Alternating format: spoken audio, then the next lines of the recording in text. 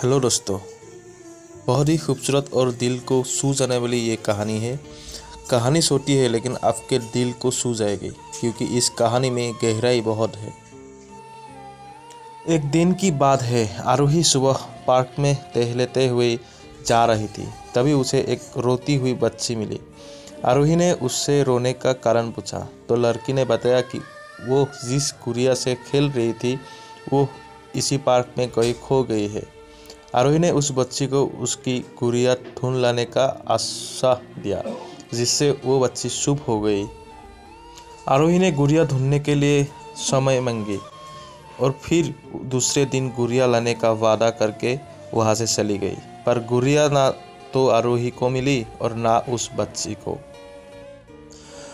आरोही ने गुड़िया की तरफ से एक काल्पनिक पत्र उस बच्ची को लिखी और जब वो बच्ची पार्क में गुड़िया पाने की आशा में आई तो आरोही ने वो पत्र उस बच्ची को पढ़कर सुनाया।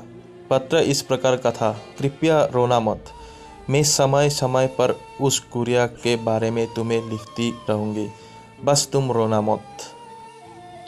अब आरोही रोज उस खोई हुई गुड़िया की तरफ से काल्पनिक पत्र लिखने लगी और लगभग रोज ही उस बच्ची को पढ़कर सुनाती, जो कि यात्रा का काल्पनिक वर्णन हुआ करता था। आरोही ने उस काल्पनिक लेकिन रोचक वर्णन ने उस बच्ची को रोने नहीं दिया।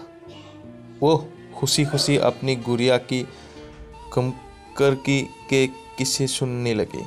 अब वो खुश रहने लगी। एक दिन जब काफ़ी कहानियाँ हो गई तो आरोही ने एक दूसरी गुड़िया उस बच्ची को ला कर दी। जाहिर है वो गुड़िया बदली हुई थी।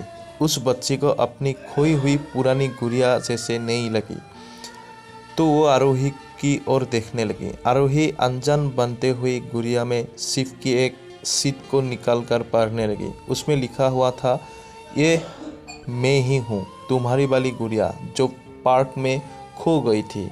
दुनिया भर की लंबी यात्रा की वजह से मैं थोड़ी बदल गई हूँ। बच्ची को उस गुड़िया और आरोही पर विश्वास हो गया। वो गुड़िया लेकर घर चली गई। बरसों बाद जब वो बच्ची बड़ी हो गई तो एक दिन वो अपनी अलमारी में कुछ ढूंढ रही थी तो उसका ध्यान उसी गुड़िया पर गया जो आरोही ने उसे दी थी। बचपन की बात याद करके वो हंसने लगी। उसे जब समझ में आ चुका था कि आरोही ने कैसे उसका मन रखा, उसे उस गुड़िया पर फिर प्यार आने लगा। वो उसे बड़े गौर से देखने लगी। तभी उसकी नज़र गुड़िया की फ्रॉक की आस्तीन में छुपे एक छोटे से पत्र पे गई। उसने बड़ी व्याकुलता से वो पत्र निकाला और पढ़ने लगी। पत्र में छुपे में ये लिखा हुआ था, हर वो चीज़ जिससे तुम प्यार करती हो कभी ना कभी तुमसे खो जाएगी और जो तुम्हारे पास होगी वही तुम्हारे लिए सच्चे रूप में बनी होगी। रूप भले ही भिन्न होगा पर प्यार एकदम खालिश होगा।